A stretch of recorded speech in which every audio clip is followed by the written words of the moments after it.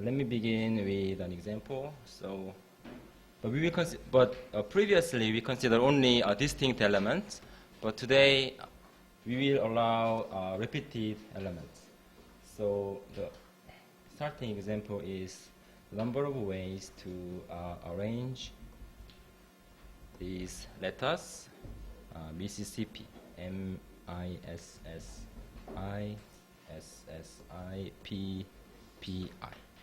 So how many ways are there to arrange these letters? Okay. So let's try this. So first we can look at how many letters are there for each alphabet. So here we can see there is only one M, and there are how many I's? 1, 2, 3, 4. 4 I's, and 1, 2, 3, 4 S, and 2 P's, like this. Okay. So in total, we have how many letters? So 11 letters. If they were all distinct, then the answer will be 11 factorial. But of course, some letters are identical. So if we consider them all distinct, then 11 factorial ways, like I said. But you know, among them, there are 4 factorial arrangements of i's, because there are 4 i's. If they are distinct, there will be 4 factorial i's. Arrange 4 i's, right? And similarly, 4 factorial ways to arrange 4 s's, and 2 factorial ways to arrange 2 p's. And of course, there's only one m, so we don't need to worry about m. But these 4 factorial things of these arrangements of them are all identical. So they will be counted that many ways. So the answer will be just simply, because there are many overcounting here, among them, 4 factorial will be the same thing for the arrangement of 4 i's, and the same for this. We divide this by 4 factorial, 2 factorial. 1 factorial if you want to consider the arrangement for m, but it's just 1, so that's it. So this is the answer. So here we had some repeated elements. So we will consider this kind of thing in general. So the theorem is just a general statement for the problem like we saw before. So number of arrangements of, say, n1 identical objects of type 1, n2 identical objects of type 2, etc., up to nk identical objects of type k. Suppose that we have these many objects. The number of arrangement of them is, so in total we have n1 plus ... nk objects. So factorial of this will be the all possible arrangements of them. But of course, we have many overcountings. So we divide this by n1 factorial, n2 factorial, ... nk factorial, like we did before. Okay. So fairly simple. If they are all distinct, these are all 1, so it's n factorial.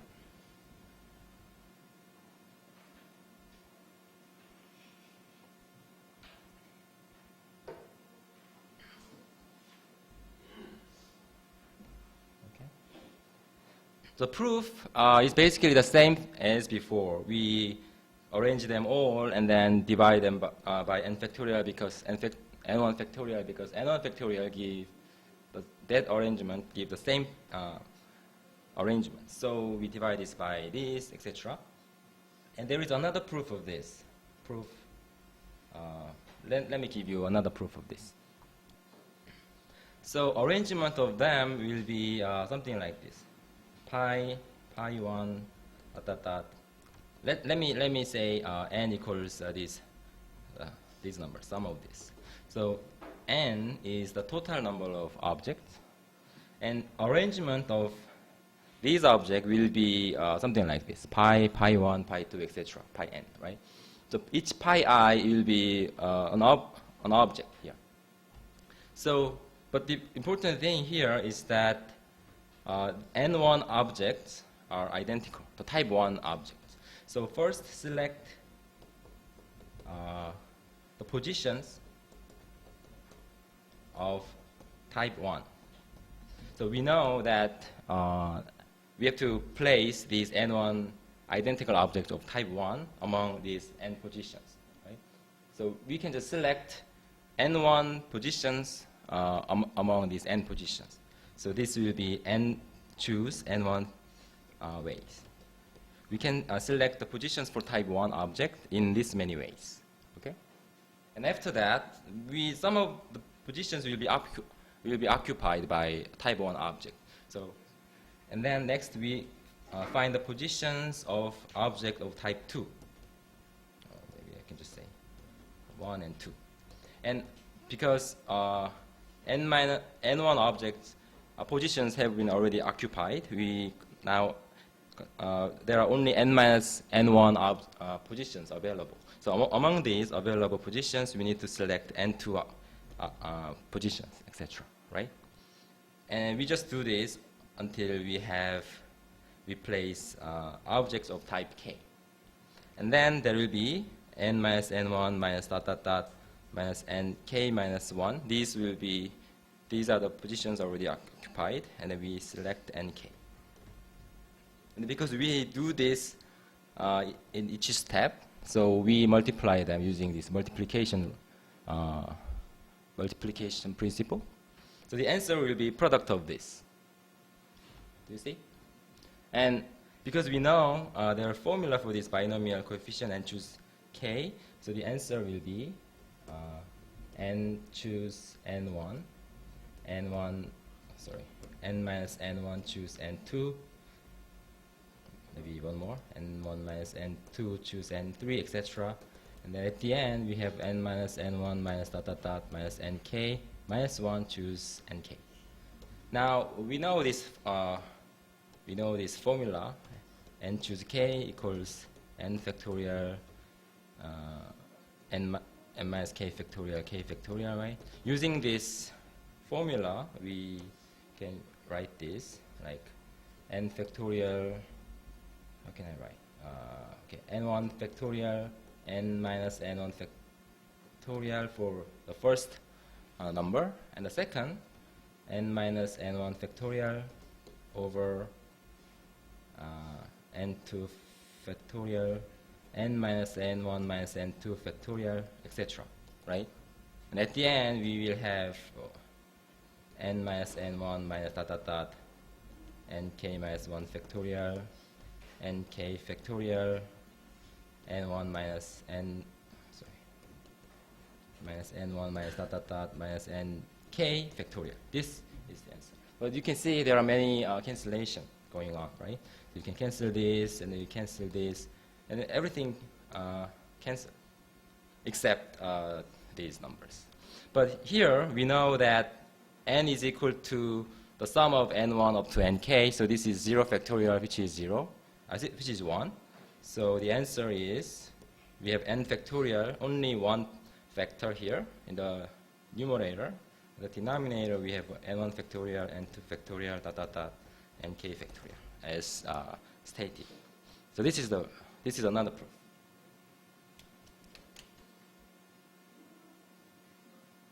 Okay.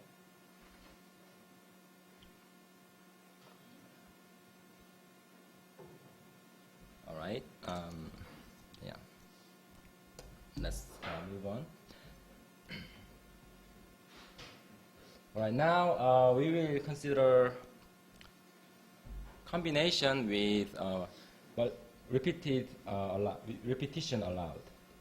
So the previous, if I recall, this theorem is for the permutations with repetition allowed, right? we have a permutation, just arrangement of object, but object may have some repetition. Now we will consider combinations with possible repetition. So number of ways to select R elements from n element set with a repetition allowed.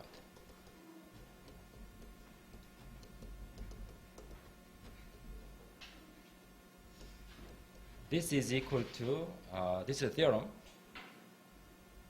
n plus r minus 1 choose r. Usually, if you remember in your high school, probably you have learned this using this notation, NHR, right? In Korean, probably you remember this, 중복 조합, right? So let me give you an example just to make it even clearer. Okay, so let's say NHR is the number of ways to do this. So let's see what this means. Maybe it's too simple. What does this mean? What's the meaning of this? We have n element set. So there are n objects. So let's say 1, 2, 3, because n equals 3. There are 3 objects. They are distinct, and we need to select 2 integers.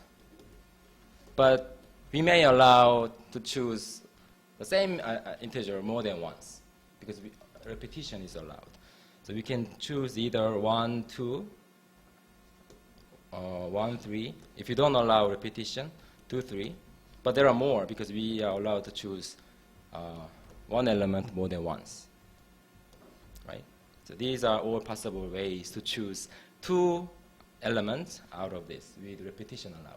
So the answer will be here, therefore, 3H2 equals 6, which is, of course, if you know this theorem, 3 plus 2 minus 1 choose 2. They're the same. This is 4 choose 2. But what the theorem says is that this is true in general for any choice of n and r. Okay, so how can you prove this?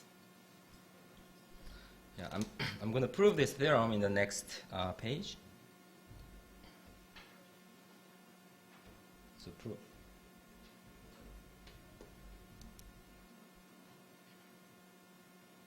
By the way, we know number of ways to select R elements out of n element set without repetition. If you're not allowed to choose one element more than once, it's just n choose R.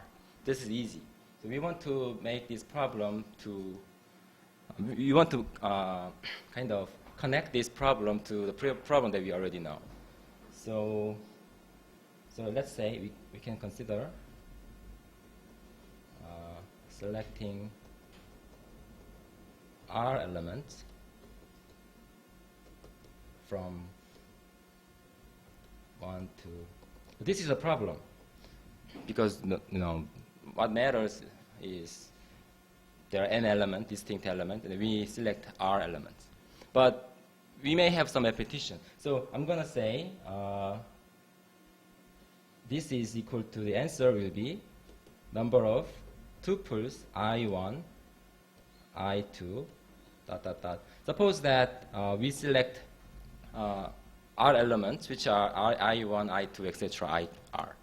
And we can assume that they are in this order, right? Because we don't really care for the ordering. We can just list them in a weekly increasing order, right? So this is equal to number of R tuples like this. Do you agree? Like over here. Here is 1, 2. So we just arrange them in an increasing order because 2, 1 is really the same as 1, 2 in our situation. We only select element. We don't really order them. So we can just say, okay, they are in this.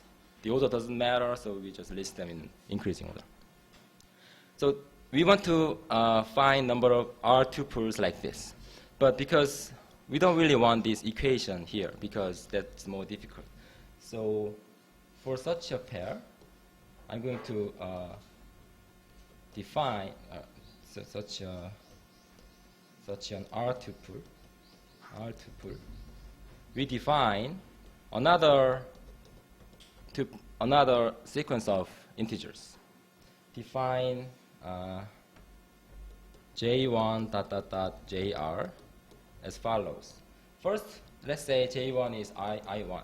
j1 is the same as I1, and j2 is I1 plus 1, and j3 equals I1 plus 2, etc. So the last one will be, this should be 2 and 3, of course, IR plus R minus 1. In other words, if we have I1, I2, dot, dot, dot, IR, we simply add 0, 1, 2, dot, dot, dot, R minus 1 to this, and then we will get J1, J2.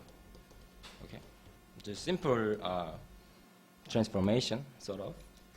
But what's nice about this is now what is the relation among this? Because these are in weakly increasing order. They are ordered in a weakly increasing fashion. So if we add this, they are now strictly increasing.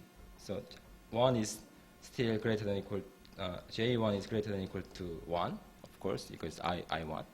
And J2 is strictly bigger than J because we add 1 to I2. And similarly, J3 is like that. And what is the maximum of JR? So the possible maximum for IR is n. And because we added R minus 1, it will be n plus R minus 1.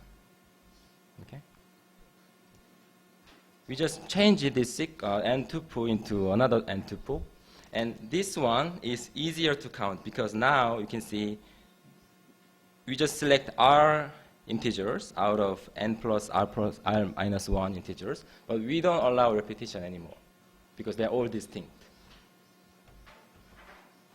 And for any such R tuple, we can obtain this I tuple back, right, by subtracting these numbers from here. So this is indeed a bijection. So number of R tuples like this is equal to the number of R tuples like this. But this is equal to what? We have n plus R minus 1 elements, and we just select R elements there without repetition. So that's it. That's the answer. This is the statement. Any question?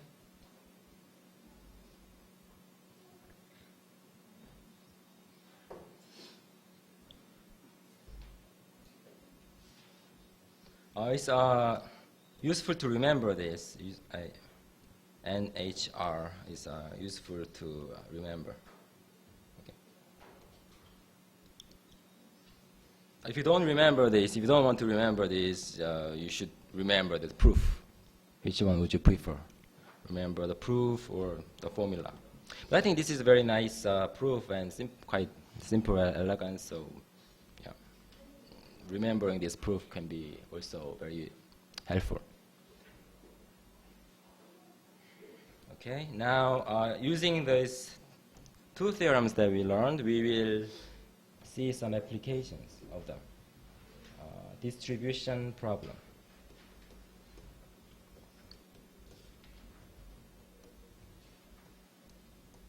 So, so the example, what is the number of ways to distribute say 10 identical candies to 5 children. So there are 10 candies. They're all identical. You cannot distinguish them. And we want to distribute this to 5 children.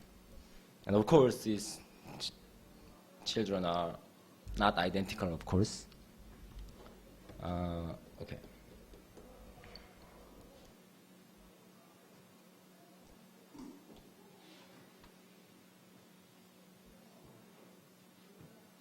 how can you approach here?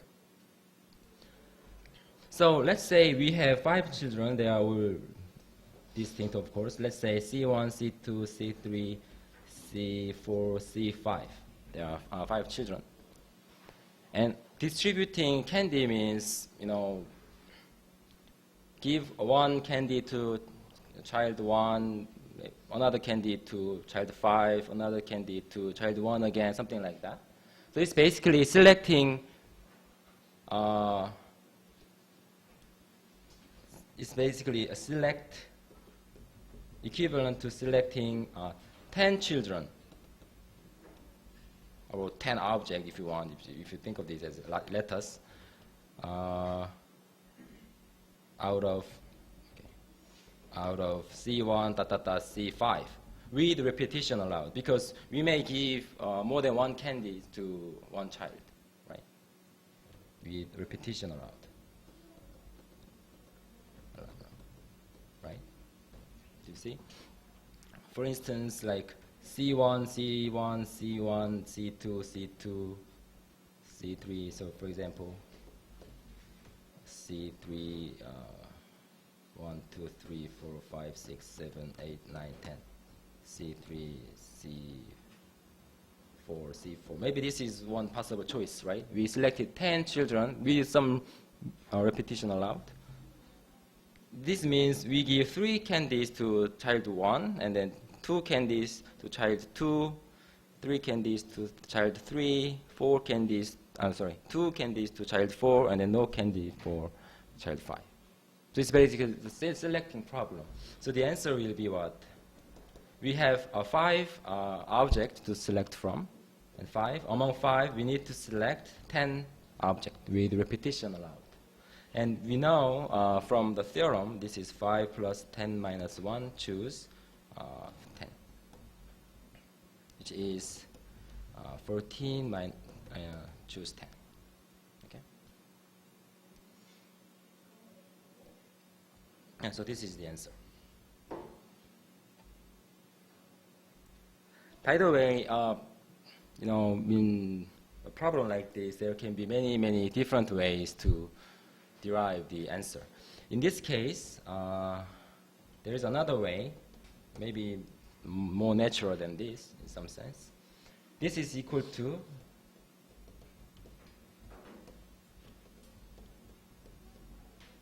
number of integer solutions.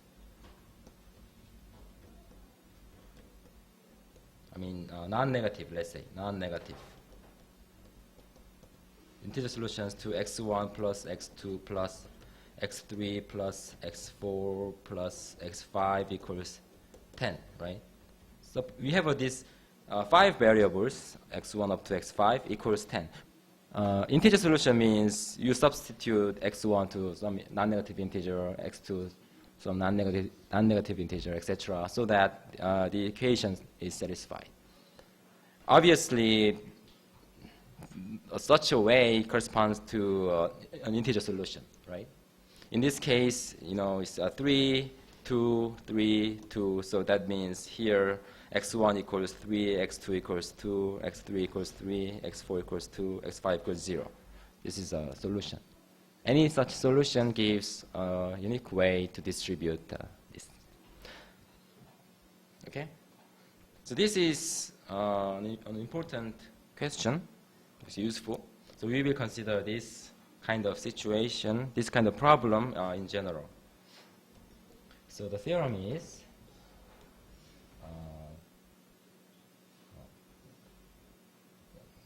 not the theorem.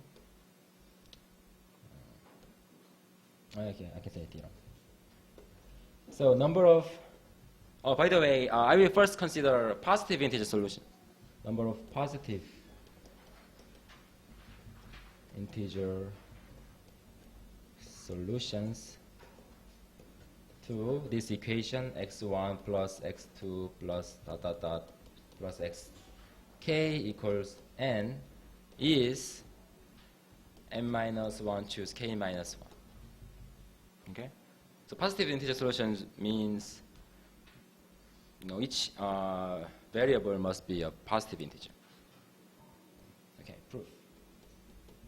So I'm going to give you an example, like x1 plus a specific example, x3, x4 equals 12. So just think about, let's think about how we can approach. So imagine that there are 12 balls like this, 1, 2, 3, 4, 5, 6, 7, 8, 9, 10, 11, 12. Okay, we have 12 balls here. And then I'm going to put some dividers, 3 dividers, so that we have 4 regions, consecutive regions. Among these slots. How many slots do we have here?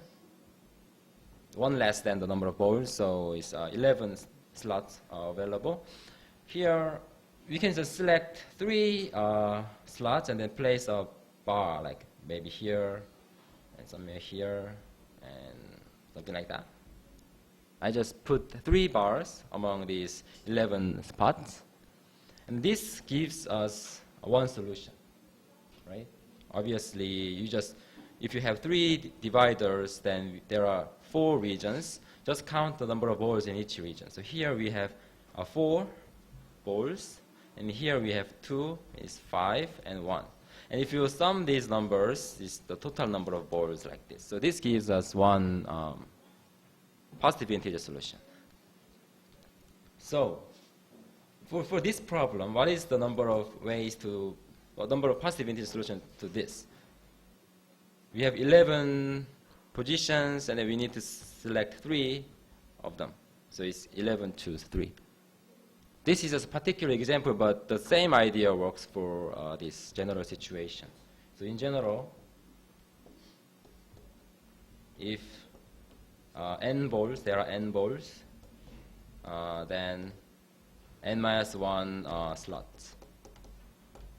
And then we need to select, because we want k regions, k minus 1 slot, and to place bars. Place, say, dividers. Like this. So this is, of course, we have n minus 1 available places, and we select k minus 1. So that's it. That's the proof of this. The positive integer solutions can be obtained like this. Yeah, I think it's very helpful to remember this diagram and this method, because,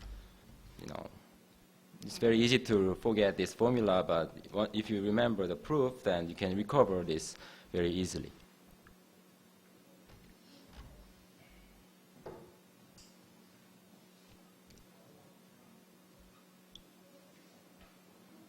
Okay. And so this is for positive integer solutions, and now we are going to consider non-negative integer solutions. So here everything must be at least 1. We are not allowed to have zeros there. But now suppose we want to have zeros as well. So number of non-negative integer solutions.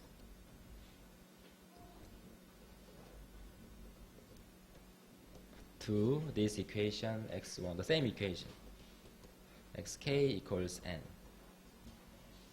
is, now let me write this down, k minus 1. Why? It's a proof. Of course, there are many proofs. First, I'm going to give you 2 proofs. The first one is to change this problem into the previous problem. We know that if they are positive integers, we know the answer. So we are going to change this equation slightly so that we get the previous equation. So let's say yi equals xi plus 1 for all I. Then what happens? Here, add both sides k. Add both sides. If you increase both sides by k, then we get, x1. let me rewrite this. X1 plus dot dot dot xk plus 1 is of course n plus k. But here, now y1 plus dot dot dot yk equals n minus n plus k. But now every yi is at least 1. They are positive because we added 1. Even if this is 0, y will be at least 1. So the number of non-negative integer solutions to this is equal to the number of positive integer solutions to this equation, right? But we know the answer because by the previous theorem, then the answer will be this minus 1 and this index by minus 1 as wished. So this is one first proof. The second proof is basically it's similar. It's similar to this balls and dividers configuration.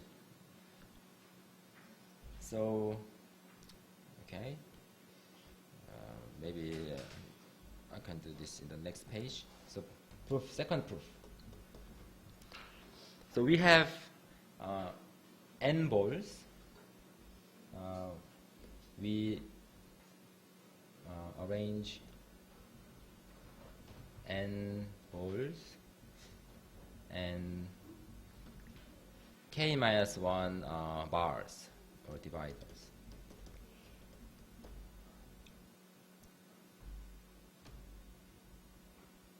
With no restriction. So in other words, we have n balls like this, or we have dividers like this. So this should be n, right? And here k minus 1.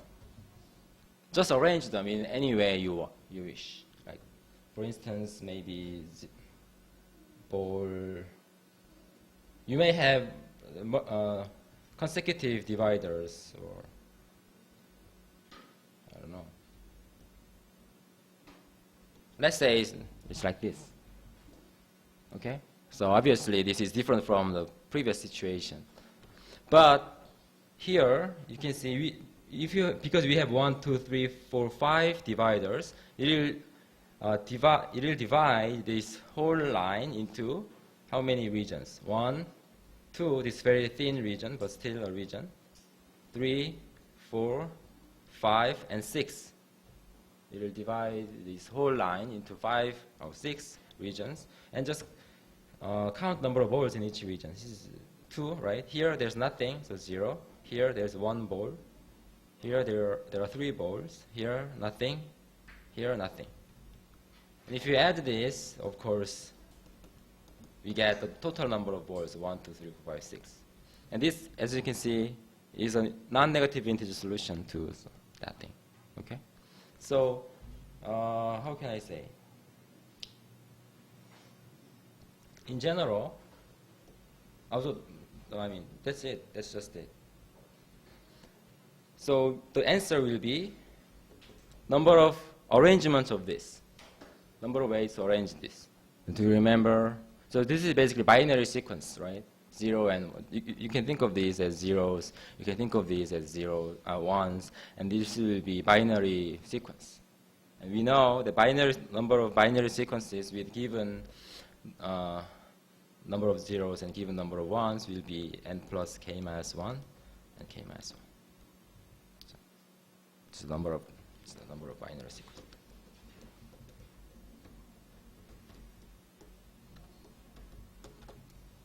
So this is another proof.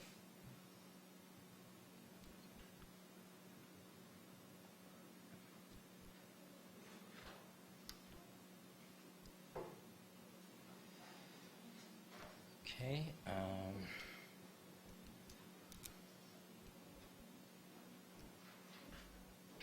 Okay, I think I can give you some exercise. What is the number of integer solutions to x1, x2, x3, x4 equals 15, such that x1 is greater than or equal to 2, x2 greater than or equal to 0, x3 greater than or equal to minus 1, x4 greater than or equal to 5. Yeah, I'm going to give you 3 minutes to solve this problem. Okay, so you can try to find the answer. Okay. 3 minutes.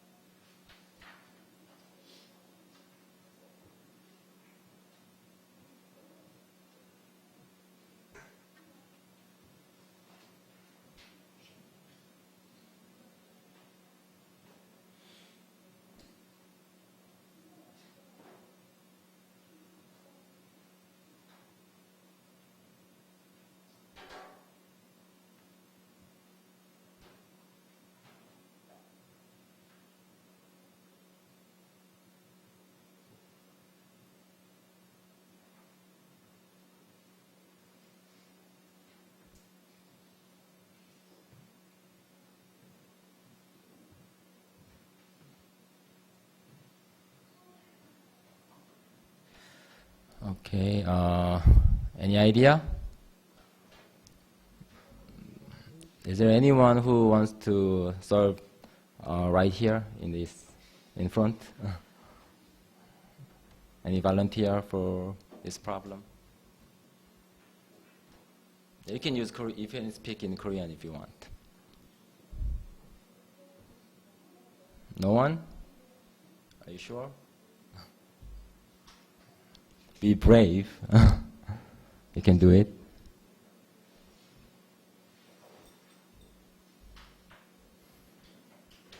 Can you raise your hand if you solve this problem? Oh yeah, there are many. So who among you want to do this here?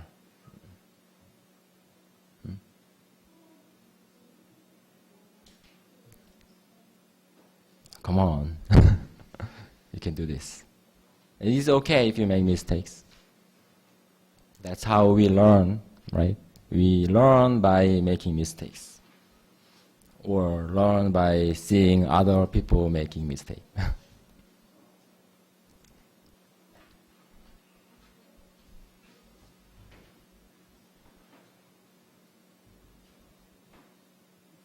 Okay, volunteer. Come on, come here.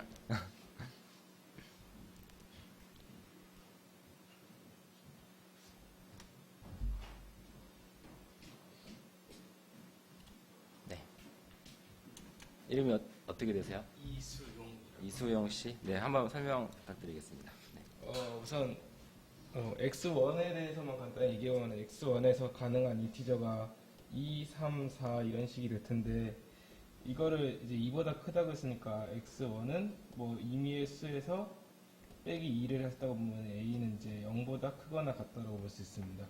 이런 식으로 이제 모든 걸 다 변환을 해서 표현을 하게 되면은 a1 플러스 a2 플러스 a3 플러스 a4가 이제 이런 식으로 표현이 가능하고 이것도 마찬가지로 다 치환 a4, a3, 이제 a2 이런 식으로 바꾸게 되면은 a1 플러스 a2, a 플러스 a3 플러스 a4가 이게 x1부터 x4까지 더한 게 15가 된다고 했으니까 이거에 대해서 정리를 똑같이 해주면은 a1부터 a4를 더했을 때가 15에서 2 마이너스 1 플러스 5를 해준 값과 같기 때문에 이게 9가 됩니다. 그래서 A1부터 A4는 이제 0보다 크거나 같기만 하면 되기 때문에 이거에 대해서 아까 썼던 방법 그대로 써주게 되면은 이게 4개에서 이제 H9가 9에서 H4가 되기 때문에 이게 12에 3이 되는 이런 식으로 나올 수 있게 됩니다. 네. 잘했나요? 네, 박수. Okay, yeah, very good solution. And then just let me briefly re-explain this in English. So the idea is to change this into some problem that we already know. So because we know two situations, like non-negative integer solutions or positive integer solution. You can just change this to anything you wish. He changes to non-negative integer solutions. So if you want to change this into non-negative integer solution, because x1 is greater than or equal to 2, we just say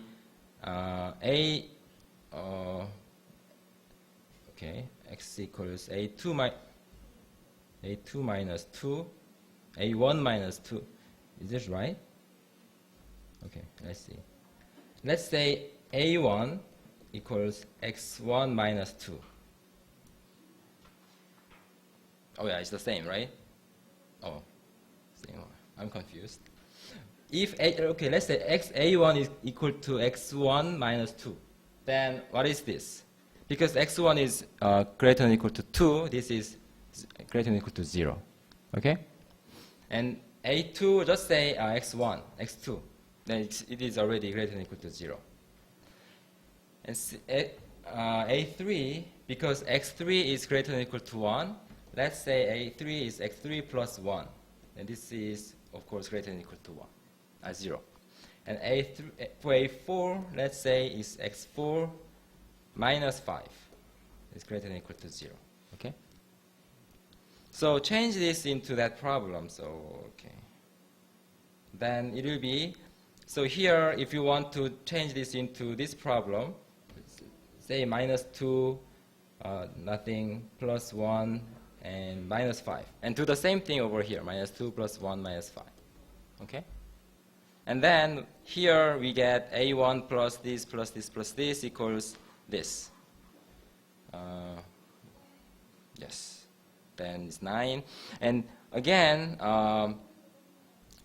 we now have this equation where these are non-negative integer solutions. Right? And we know from this theorem here, non-negative integer solutions to this is equal to this. And actually, this is equal to KHN. Right?